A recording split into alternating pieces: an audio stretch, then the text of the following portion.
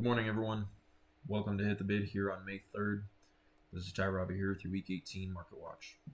Today we're going to run through our charts and see what happened in the markets over the last week and see what we need to be ready for as we head into Week 18. So let's jump in and get started. First on the board, we got our June live cattle. We did see a strong week here across this cattle market, both live and feeder prices pushing up into some new all-time highs here as this uptrend continues to show its strength. This June live contract opened up last week there just above 245, seeing a nice strong push here throughout Monday and Tuesday's session. We did balance out here in the mid 250s throughout the remainder of the week. We did see a nice little breakout after Wednesday and Tuesday's balance period here in some tight ranges. Friday we did see a nice little opening range breakout up and printing those new all-time highs at 256.62. This market did run a good distance here in a relatively short period of time. From that prior week's close to that all-time high, we did see about $11, $12 worth of upside. So just getting a little bit extended there in the near term. Friday's session, we did see that sell-off late, finishing the day down there near those lows.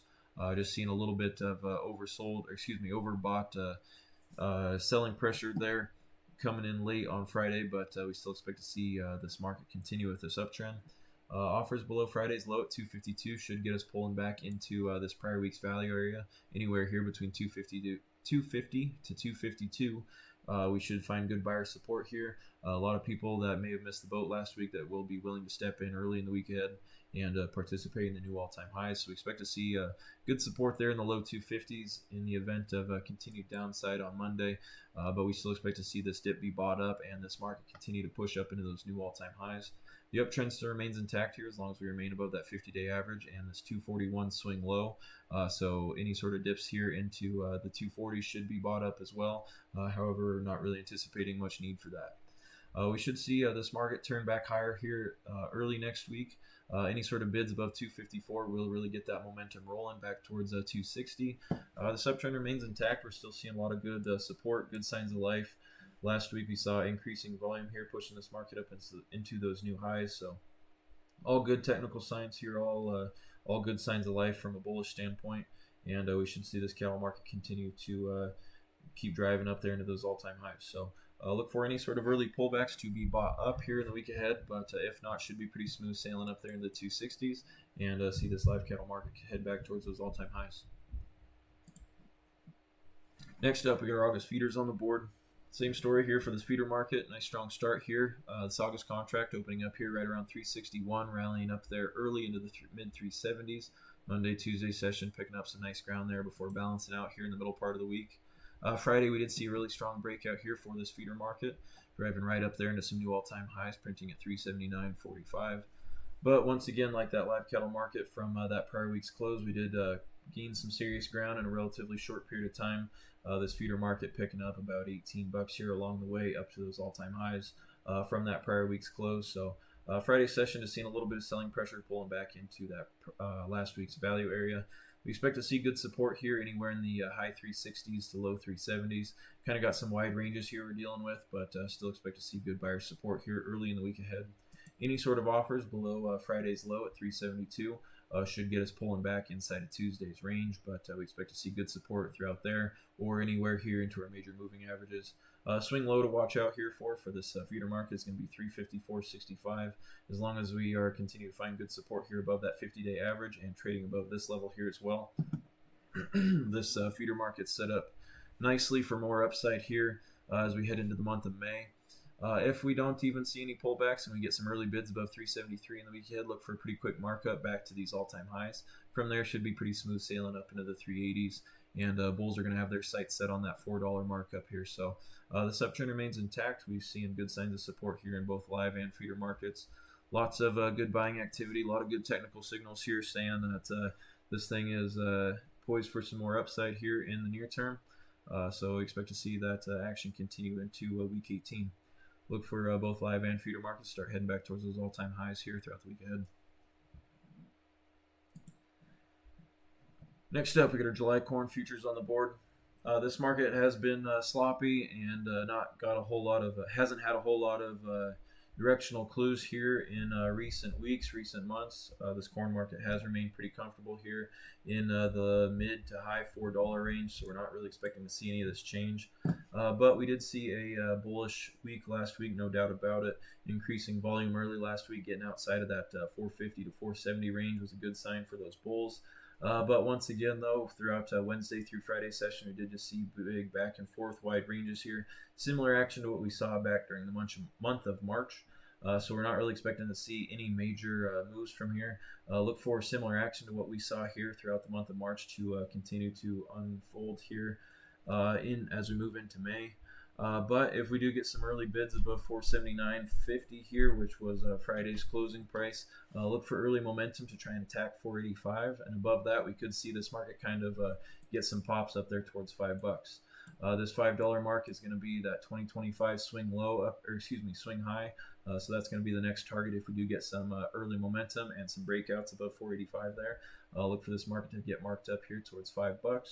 But once again, this corn market just seems pretty comfortable down here in this 450 to high $4 range. So not really expecting any major breakouts, barring any sort of news or weather-related events. We always got to be on the lookout for that sort of thing. But expect to see more choppy action here in this 470 to 485 range. We need to break out there above 485 to really commit to any major upside, but still not really expecting much from this corn market. We'll need to see some more proof here in the week ahead. Next up, crude oil prices did see a nice little pop last week. We did see some early balance period here before that nice little run up there towards 110. Nice strong push throughout the middle part of the week, but plenty of overhead supply here from this prior swing high between 110 and 117. Thursday's action, we did test that level, running into that overhead resistance there, seeing that selling pressure push off of 110 all the way back down towards $100 here, with Friday's low coming in at 99.30. This market just continues to see volatility in some wide ranges. We just continue to go back and forth inside of this March 9th range, which was about a $40 range day. So we're still expecting to see elevated volatility here, but we're not expecting a whole lot of sustained upside, barring any sort of major escalations in the war situation. But at the moment, this market's just going to continue to digest all this recent volatility and trade in some wide ranges. Any sort of offers below Friday's low there could see us settle back down here towards $90 and maybe bleed into the 80s. But in the meantime, just expect this crude oil market to continue to be at the mercy of the news. See some big wide ranges here as we digest all this recent volatility. We do have a lot of supply still overhead, so look for these spikes up into 110 to 117 be sold. But anything above 117 is going to say that there's probably some news on the horizon, and we could potentially see some more spikes. But not really expecting any of that. This market continues just to show good digestion characteristics, just some wide ranges and some choppy action. So we expect to see these wide daily ranges continue, and just some volatility. Not a very good market to be looking for some directional moves. Going to be some short-term stuff. So for most of everyone, this is a good place to steer clear from here in the week ahead. Next up, the equity markets seeing some good upside again last week. We did kind of see some divergence amongst them. The Nasdaq continues to be the leader of the bunch, as it saw some good upside early in the week and pushing up into those new all-time highs. We did see the Dow with a big corrective move there in the middle part of the week, pulling all the way back towards that 20-day moving average, but seeing a nice spike there later in the week. Friday's session, we did see some good upside, printing some new all-time highs here in the S&P, all the way up at 7,300. But once again, like that cattle market, we did see a nice little sell-off there into the close. This market, once again, as we can tell here, just incredibly extended. A lot of strength here in this market, but just kind of seeing some of these overextended territory get to us. So just seeing some sell-offs here off of those highs, just seeing some spikes. But still expecting to see good support. Thursday and Friday's action just setting us up for more upside here. We were able to kind of balance out here. That Dow getting a pullback to that 20-day average might be all this thing gets. Meanwhile, the Nasdaq just keeps on ripping. It's a one-way street over there. It doesn't really seem to be slowing down. So equity markets look good. A lot of the mega cap names still showing good support and finding good traction here. So as crazy as it seems, looking like we are just going to continue to push up into these all-time highs, even after we've rallied nearly 1,000 points over the last month or so here. on that S&P contract, but can't stop strength. So look for this market to keep on pushing. Any sort of bids above 72.64 should keep this market rolling higher. Now is a good time to be invested if you haven't been already. Keep looking for deals out there. Keep putting money to work. This is an environment we want to be invested in. So look for the upside to continue here. Any sort of pullback should be bought back up, and there just doesn't seem to be much downside for the bears here in recent weeks here. Any sort of red days are immediately bought back up. So look for this market to just keep on pushing to those all-time highs.